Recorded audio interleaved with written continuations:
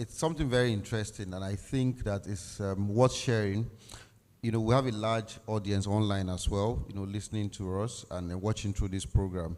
So it would be nice for you to, elaborate on that. What is really the 3 Cs that has been implemented in the South here that other departments, North, Lagos and FCT can, tap from?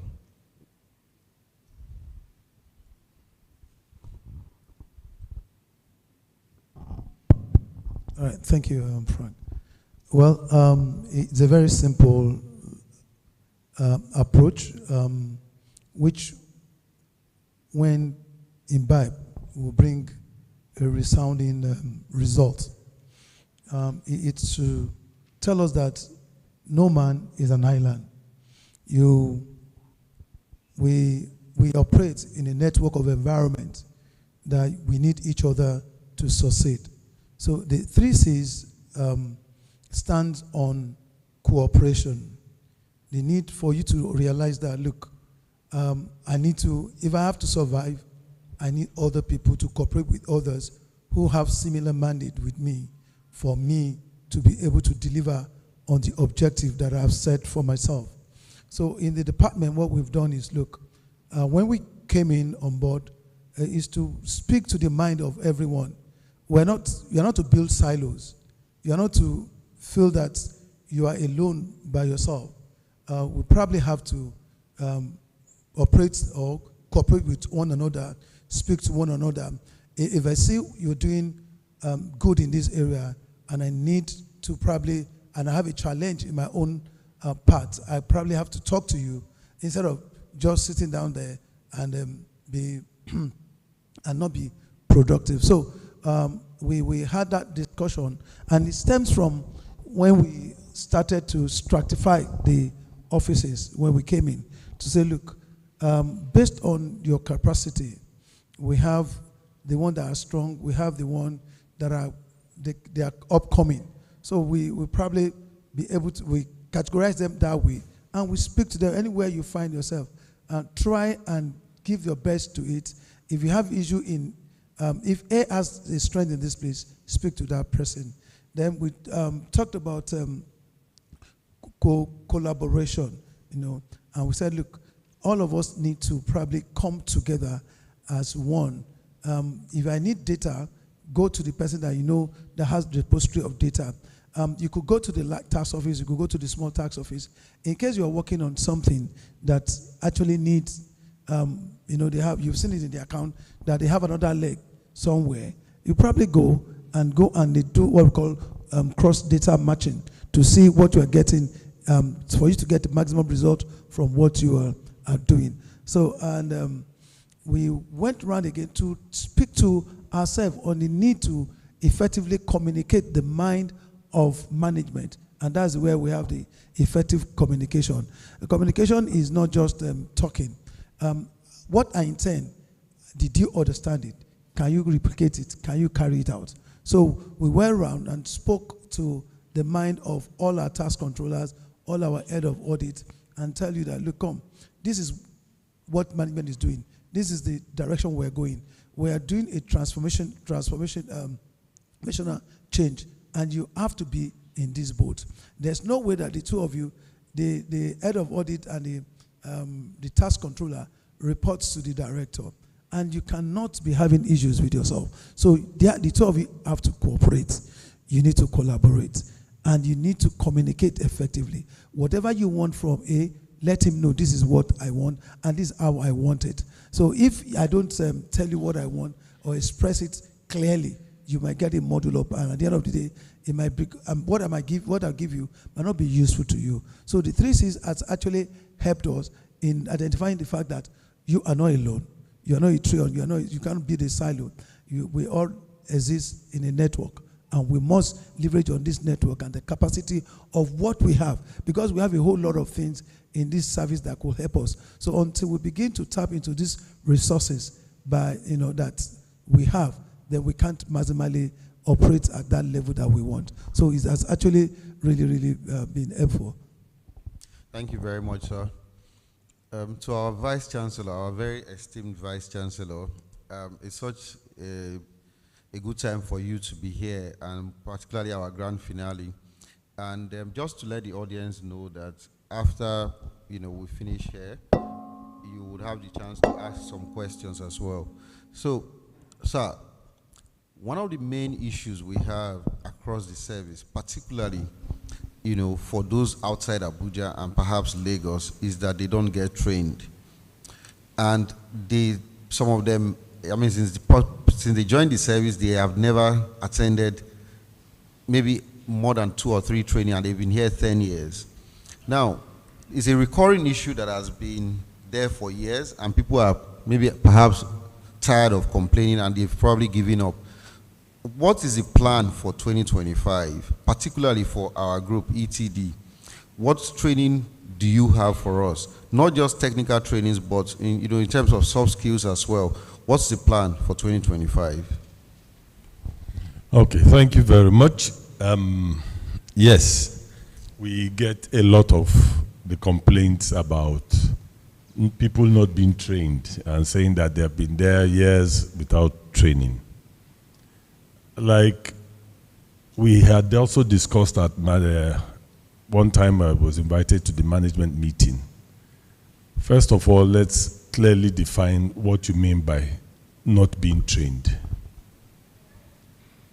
A lot of people do not see anything that does not come with traveling and getting DTA. Once it is not there, it's not called training for them. You do technical sessions in your offices, don't you? We also bring programs within your locale without having you travel. And once there's no DTA, you say you have not been trained. You have not attended any training. But it's not always. Yes, there were people who have not had any kind of training, as we call it, for years. What we did last year, and I think some of you can attest to that, we first of all went round all the offices. We established some people. We got some people from every office to be like our training agents for Career and Skills Department. I'm sure if you check in your office, maybe your admin officer or somebody is a training agent. We also released their list last year with approval from management. From them, they went through a survey in their offices. So this one is not somebody sitting in Abuja saying it. It's the person in your office. Every office, almost 200 plus offices, we have somebody or the other. So first of all, made a survey and got us the list of people and length of time they have last attended a training. And so last year, the first set of people we focused on were those people in that list. There were over 3,000. And so all the programs, the first set of programs we ran, we looked for those people, and they were the ones who we first gave training. So when we did that RPP training last year, they were the first targets, so that we could try to, one, bring them out of that I have not been trained into, okay, I have attended something. This year, what we are now doing, in fact, the meeting I was just having now, the Zoom meeting I was having now, is with people we call SMEs, subject matter experts. What we have been doing for the last few months, this year particularly, has been to get these people from inside every department. Now we are looking at it from department. And also people who we have been using to deliver some programs, we now brought them all together. There's going to be a structural change in the way training is done. Let me start from there now. There's a whole new way we are going to be doing training, and that is, we are now going to bring our people not using career paths anymore, we are now using what we call domains. A domain is a specific area of, or a specific functional area in FIRS. Take your area, that is tax. Tax is not only, it's not possible to have one person speak about everything about tax. That's why we have various departments. So each department with peculiarities, the areas that they are focused on in tax, will now make that place a domain. We now carve out that function as a domain. Now, inside that domain, it is focused on your function, the work you do, what you actually need to be doing inside that domain. So take, for example, like in international tax, we have like 3 domains from inside international tax. The one on transfer pricing, the one on non-resident tax, and then the one on international taxation. So now those 3 domains are separate. We now have subject matter experts in those 3 domains. And from those people, we have now developed one curriculum to say these are the areas that people need to be trained in this domain. So for almost all the tax functions or areas, like my guys here, Matthew's area, which is field operations.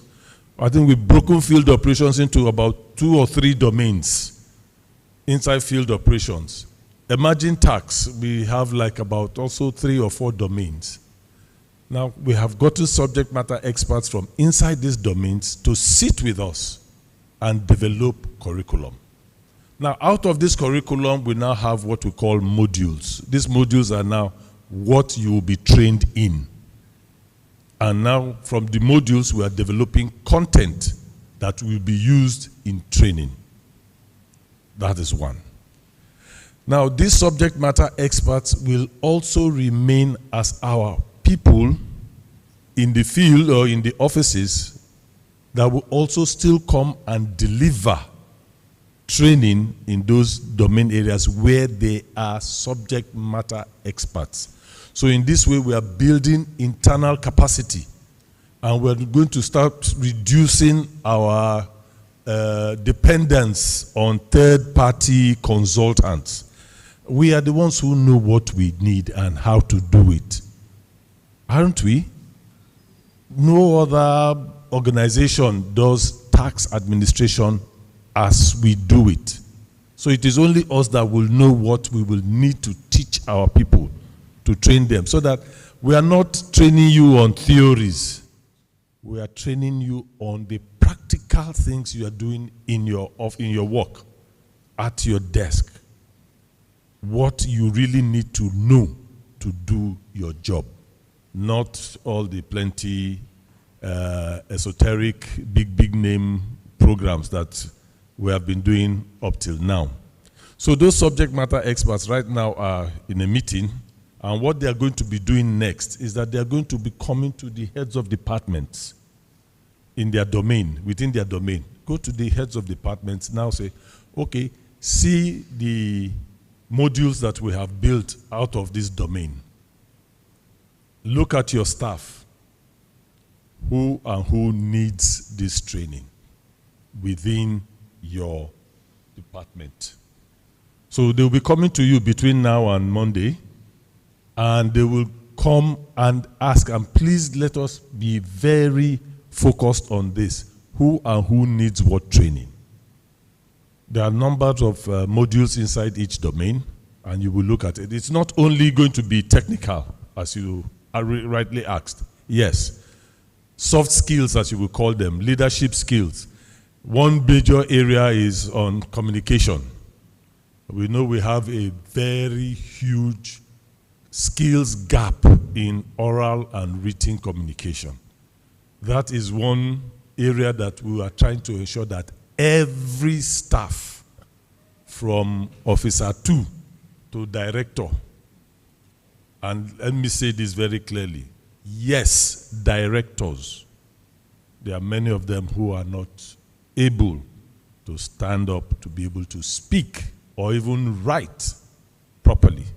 And it's going to be a very big area for us to be able to cover or bridge that gap that has been found there. So leadership skills, soft skills, data analytics, this will be general in all departments. It's not only going to be in tax or ICT. Then we are also going to be leveraging on technology. Currently, we are in the process of implementing a learning management system. And we are going to be transiting towards so much of our training being done virtually so that it can get to every person. It will be easily monitored. Who, by the time your head of department says, oh, these modules for this person, maybe 4 or 5 modules in the year for each person. Some of it will be virtual, and as you have been nominated, we have you on our record, and we will register you into these programs, and we'll wait for you to now do what? Log in and take the programs. Now, how will these programs be? A lot of it, we're starting from this year. As we train people in these modules now, as we have been developing, we will be recording a lot of it. And even at the point of delivering the training, while the facilitation is going on live, we will also, as we're doing here now, broadcast so that others can log in and also be part of it, even if they are not there physically right now. We will also be recording this and loading them on the LMS. We are also doing on our own content creation. We've started it already. We've already loaded some programs. Most of your PIT and FIT courses are already on the LMS. We have not deployed it yet. It's not gone live yet, but we are building it up so that by the time we go live, you log into the LMS, you will see your profile there, and then you can see the courses that are available, and then you'll be able to pick which one you want to go for, or what you want to learn, and it will be comfortable and learning at your desk. We are not saying we are going to stop physical face-to-face training. No, it will still be there, but this is augmenting it and making it possible that nobody can say, well, I was not trained. The focus going forward in the world globally now is on self-paced learning. You decide what you want. You know what you want. So what I will just do is put the menu there for you, and you will be the one to choose. And then take it at the time you have gained some good points and you have achieved some levels of skills development, personal skills development. It may come out in a foreign training program. It may come out in a bonus system where you get any kind of financial benefit. I don't know yet. We are still trying to work that out. But please know that from this point on, we are going to start that transition away from the way we used to do training to the way we want to be doing it now. And a lot of it will be focused on you, what your personal need is, and not the general training. Like, yes, last year we will come, I went to meet the CD, say, okay, give me 2 or 3 general areas to train staff in ETG from. And we'll just carry that one and go and prepare a training proposal, get approval, and then look for nominations and put them. A lot of people complain that we were giving them training that they did not need. And sometimes they will go there, it is of no value to them. So now, who has the value? You. So you be the one to decide what you will need. We are going to deploy what we call a training needs analysis tool. That tool is almost like a self-assessment tool. You will be the one to do it. You will then agree it with your supervisor. And if they say it's okay, all it will say is that in this, your domain, these are the modules. What is your level of proficiency or skills in each of those modules? And where there is a gap, we will pick that gap out to train you in.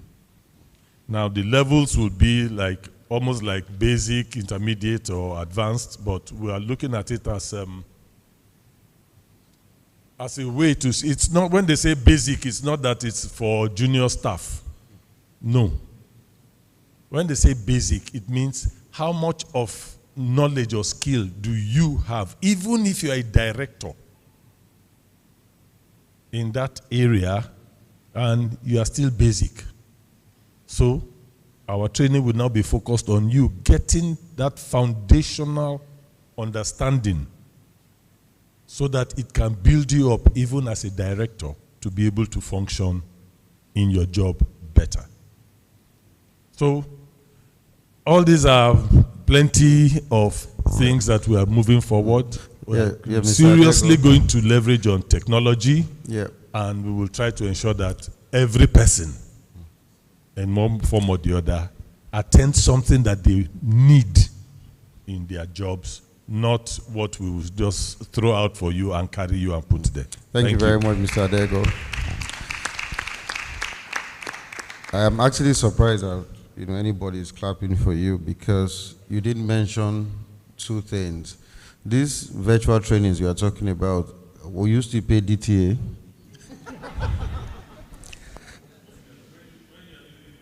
How will I pay you DTA?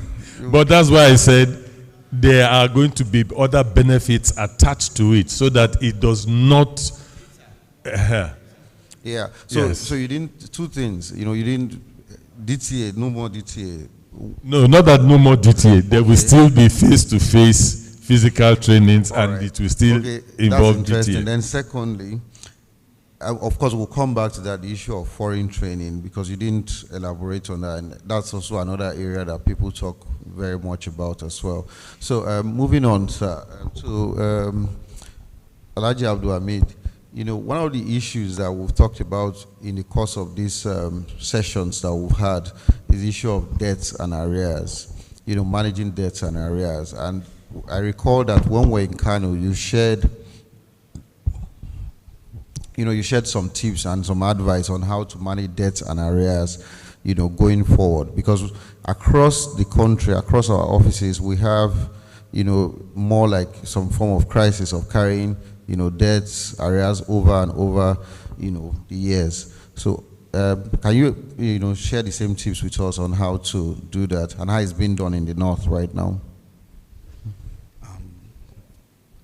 Debt and arrears are some of the issues that we have in FIRS as it is today. Sometimes the way we raise assessments, we don't use data. We are not scientific in raising the assessment. You just go up and raise huge assessment because maybe there's breakup in communication between you and the taxpayer, and you raise assessment that are uncollectible, and it becomes an issue to the service. You have to be careful what assessment you raise, because sometimes we will have to defend. We'll call you to defend. We'll call you to ask you, what basis did you use to raise this assessment? We have huge arrears, uncollectible arrears that we cannot collect, and it's in our books. And sometimes we end up being queried or being asked how this assessment are raised, how this assessment are collected, or why is it not collected. So please be scientific. Try as much as possible to be scientific in raising your assessment. You have to have reasons why you are raising some assessment. You have to have reasons why you are raising a particular assessment. Collecting debt and arrears, it have to be in stages. In our offices, we follow up to certain level. When it becomes debt, we move it to the debt management offices to collect. But you have to make sure that all the assessments that are raised are collected. Because without collecting this assessment, it becomes an issue. It becomes, you know, some people will just, by the time you raise assessment on them, that is huge, that it doesn't make sense, they just go under. They cannot pay the assessment, and we are following up with them to collect assessment. And you know, resources that we have to follow up to collect this assessment, we have limited resources. So if we waste our time in raising assessments that are frivolous, that are not collectible, with the little resources that we have, we end up not collecting the assessment, we end up wasting our time, we end up wasting our resources. So in raising this assessment that we raise based on either monitoring, based on either audit, based on other examination of account, please make sure that you do it scientifically. Make sure you do it in such a way that you can defend it. Because for me, what I do is when I go to my offices to check these arrears and debts, what I look at is how do you get to them? How did you raise them? What data did you use? Did you give the taxpayer time to explain? Did you give him reasons why you are raising the assessment? So it's very important that we look at debt and arrears very seriously and raise them scientifically in such a way that we can collect them and it will not become a burden to us. Thank you. Thank you very much, sir. Thank you very much. To our First Lady, you know, we've, like I said at the introduction, this is the 4th in series and of course the grand finale as well. Would you say that this has been an enriching experience? And if so, in what way would you say it has been enriching? That's one. And two, is this something you want us to, you know, continue to do in the future? You know, this kind of strategic sessions. Thank you very much, Mr. Moderator. Firstly, I would like to appreciate Executive Chairman for giving us this privilege and my amiable coordinating director. You agree with me that we have not been having it good like this. Coming to your doorstep, having the CD, your directors, and other directors to come out and share their experiences with you. My coordinating director, thank you very much, sir. We appreciate you.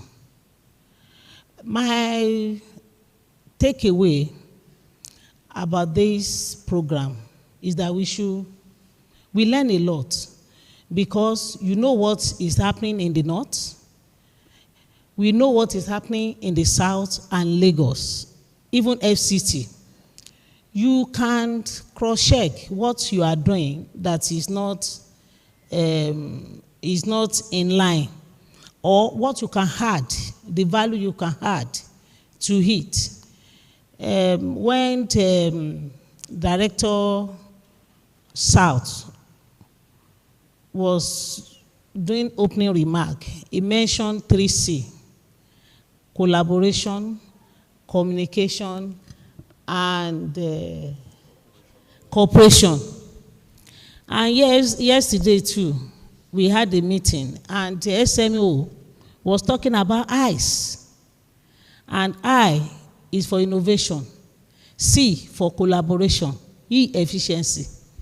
I look at it, I said, after the meeting, I will tell my Oga too, that ETG, we look at efficiency, taxpayer growth, and generative revenue. So we have a drive. We have a sense of belonging. This is collaboration. This is a situation where everybody knows where you belong. The strategy of 2025, we have the opportunity to roll it out. You can have yesterday I was not here, but I tried to gain crash through the online. You can see the passion our coordinating director is delivering the message to you all, so that everybody will have sense of belonging.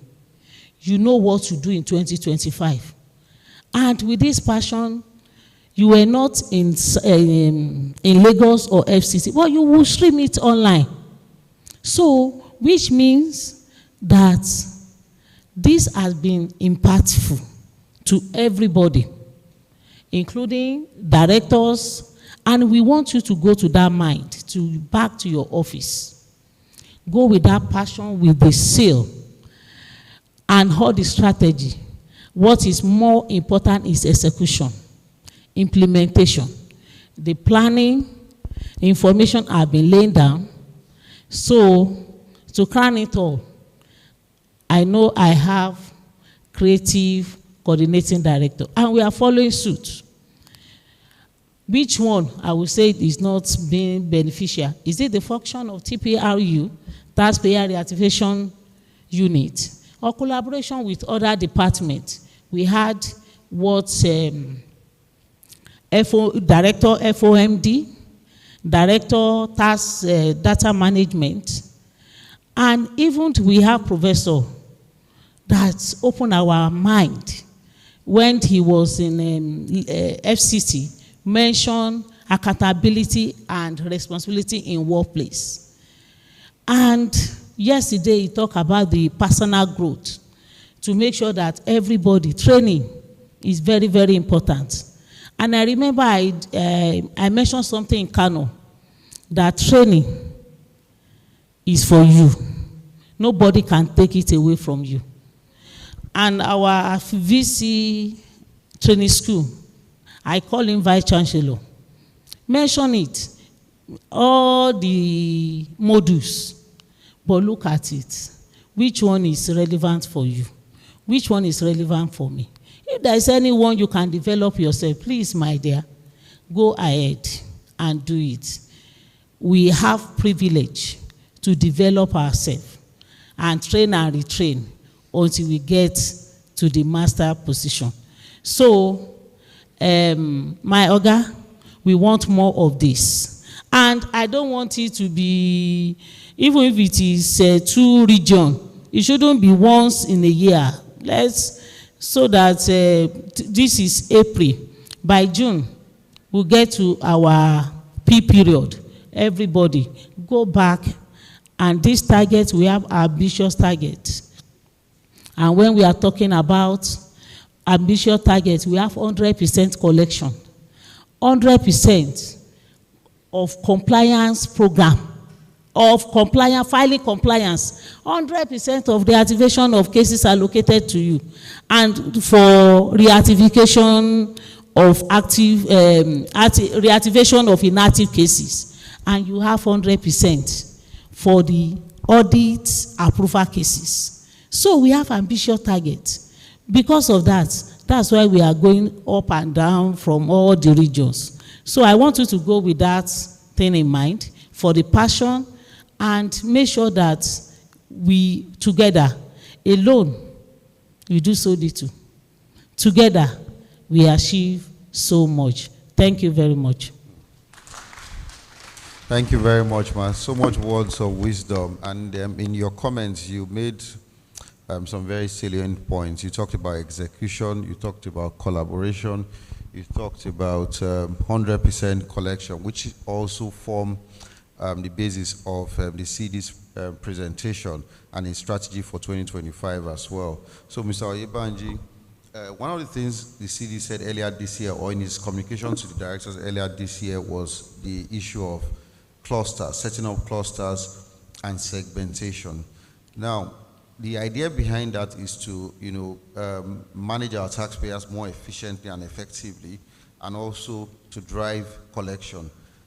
How is Lagos implementing this? What can Lagos